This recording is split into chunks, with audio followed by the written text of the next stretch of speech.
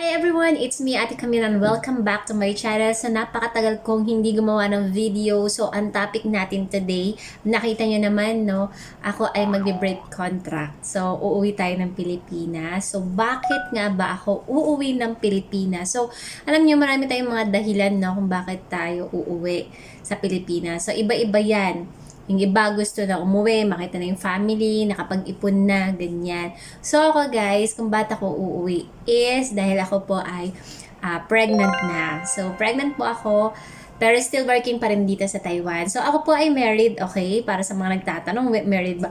Married po ako at kasama ko po yung husband ko dito sa Taiwan. Para sa mga nakakakilala sa akin na mga dati kong mga tagapanood before. So, alam nila yung husband ko is working din dito sa Taiwan. So, ilang years na ba ako dito sa Taiwan? 3 years dun sa una kong company.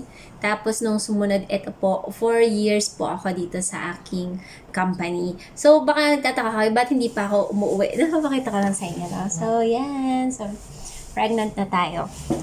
So, tayo po ay 2.5 months as of now. Magti-3 months na akong pregnant niyan. So, kung ipopost ko to kung kailan. So, yeah, magda 3 months na tayo. Pero still working pa rin ako dito sa Taiwan. So, para sa mga nagtatanong, pwede bang magtrabaho pa rin dito sa Taiwan parang habang buntis ka? Yes naman po. Pwede naman po yan. Sa amin kasi, sa company namin. So, i-share ko sa inyo yung experience namin sa company namin at experience ko ngayon. So, ako ay allowed naman magtrabaho. Usually naman po, nagtatrabaho sila dito 5 months hanggang 6 months, ganyan. As long as okay ka, yung condition mo at ina-allow din ng doctor mo. Okay, na magtrabaho ka. Kasi dito naman may mga check-up naman kami, monthly check-up, weekly check-up. So, ako ay okay naman po at mag-work pa rin. So, mga 5 months, siguro ako mag-work dito to 6 months, ganyan. So, uwi na ako by next year. So, kung may mga nababalitaan kayo dito sa Taiwan, no, na baka kasi sabihin nyo, Ate Camille, may mga kakilala kami na dyan nanganak. So, depende po yan siguro sa company, okay? Siguro may mga iba na ina-allow ng mga company nila na mag-stay dito at dito na mga anak, okay? Pero hindi ko alam kung paano kasi yon, kung paano yung nagiging process, kung iuuwi ba si baby, kung ilang buwan, or paano. Basta sa amin kasi, dito sa aming company, lahat naman po na nagbuntis na kilala ko, at mga kasabayan ko talaga is 5 months to 6 months nagtatrabaho sila and then uuwi po sa Pilipinas. So kami, yan, isa po ako doon. So, thankful ako kay Lord. At ito, next year, uuwi na po tayo. So, uuwi na ako. At para sa mga nagtatanong din, no? Kasi yung iba, may benefits ka bang makukuha? Ganyan-ganyan. Yes po, meron po tayong maternity benefits para sa mga nagtrabaho dito sa Taiwan. Pero makukuha mo yon after po ng panganak mo. Kapag nandiyan na yung birth certificate ni baby, ay may makiklaim ka na maternity benefits. Yun ay tinatawag na laupaw. Okay, laupaw. So, pwede mong i-search yan.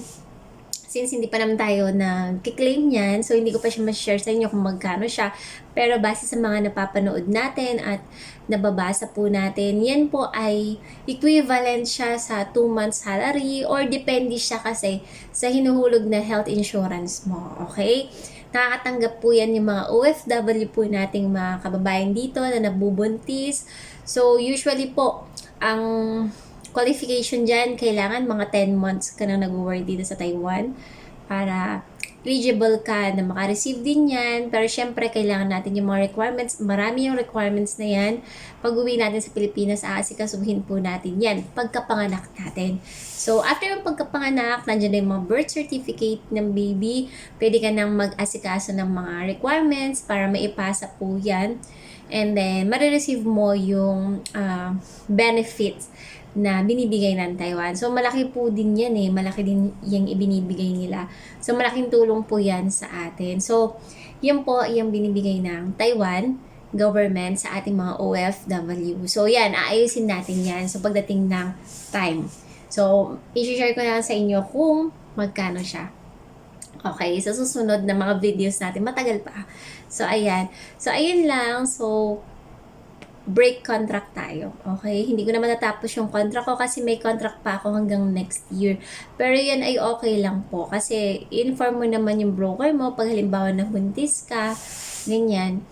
At i-inform mo sila na uuwi ka na. Okay? Kung kaya mo pa mag-work, pwede ka pa naman mag-work. Yung iba gusto rin umuwi, for example, 3 months, o kaya pagkalaman na nila na buntis sila at medyo maselan sila, umuwi sila, ini-inform na nila yung company nila. So, kami as worker naman at okay naman po kami sa aming trabaho, yan, kaya pa.